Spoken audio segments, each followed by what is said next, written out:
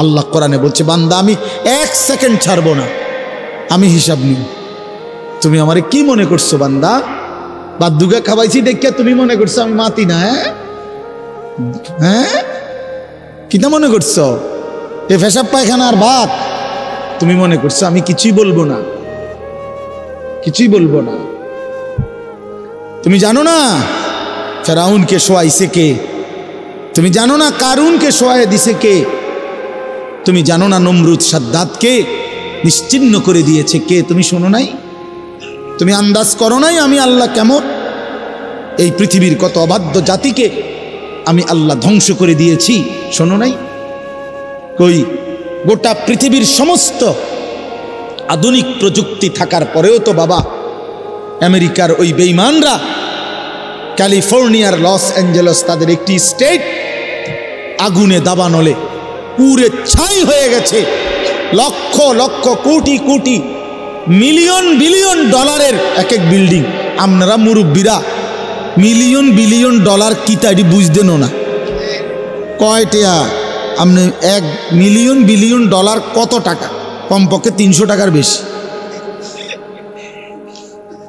তো বলতে চাইলাম হাজার হাজার কোটি কোটি মিলিয়ন ডলারের এই বাড়ি ভবন, এগুলো পৃথিবীর সর্বাধুনিক প্রযুক্তি দিয়ে, অত্যাধুনিক প্রযুক্তি থাকা সত্ত্বেও, আধুনিক সরঞ্জামাদি থাকার পরেও বাপ আল্লাহর দেওয়া আযাবে আগুনে যখন জ্বলছে, এই কয়দিন হইল কোনো বেঈমানে 1 সেকেন্ডের জন্য আগুন নিভাইতে পারে না।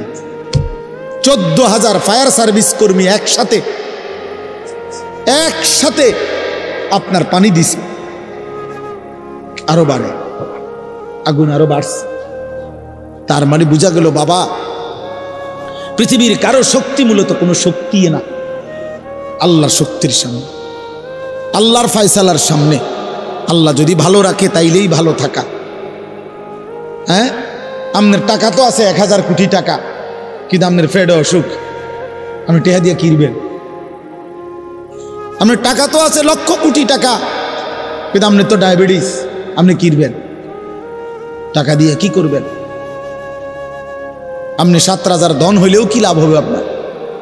এই জন্য আমি অনুরোধ করছি, আমরা মুমিন, আল্লাহ আমাদেরকে বলছে এটাই কথা, তোমাদের উপরে আমি রোজা ফরজ করলাম, তোমরা আমার হুকুম মানো, তোমরা আমারে মানো বান্দা।